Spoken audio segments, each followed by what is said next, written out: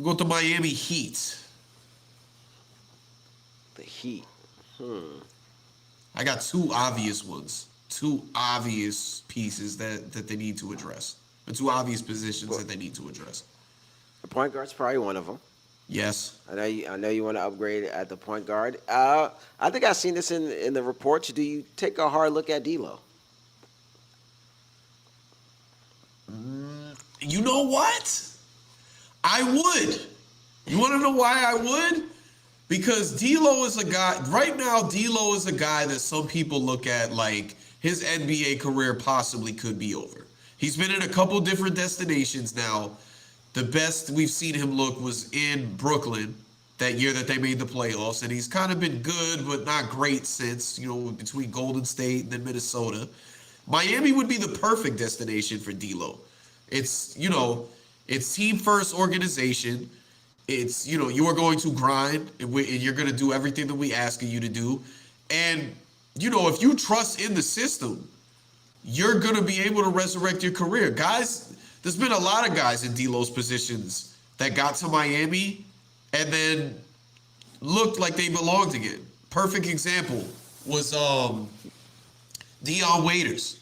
Dion Waiters looked like he was on his way out until he got to Miami, and for a little bit he became Miami's franchise player. D'Lo could have the same type of trajectory if he ends up there, so I would not be mad at that. My only thing is how do you get Kyle Lowry off the books? You trade him But for I would D'Lo? look at that. That's got to be a 3-team deal because does Minnesota want Kyle Lowry? I don't see why not. I think Kyle Lowry gives you a little bit of what Patrick Beverly gave you last year. A tough point guard who's going to come in, play hard, a veteran, help lead those young guys. So I think if you look at it that way, I think they take a hard look at it. And he's going to be a real point guard because obviously D'Lo is a point guard, but sometimes he's like score first. He's going to come in and really be that leader. So I can see him taking a hard look at it. You might have sold me. I might be all in on this D'Lo thing now. I see some reports about it, so I think that's maybe an option for him. I like that. I'm gonna start like tweeting about this nonstop now.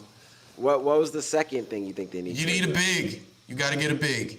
That's been their problem for the last 2 years. Dwayne Dedman, he's an older player. He just had that fight with Spo about a week or two ago.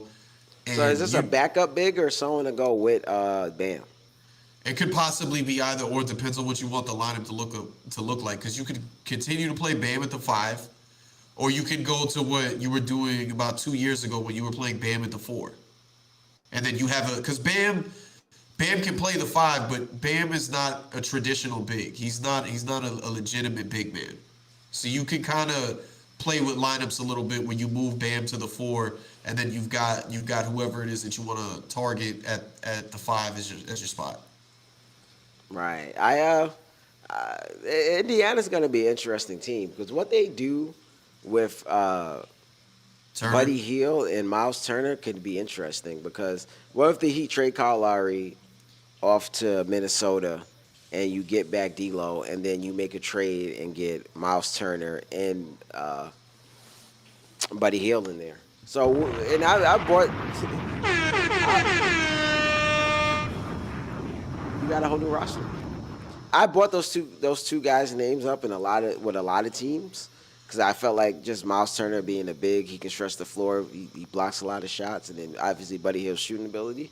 Those two guys can help a lot of teams. So low-key, where they go can change a lot for teams that are right there.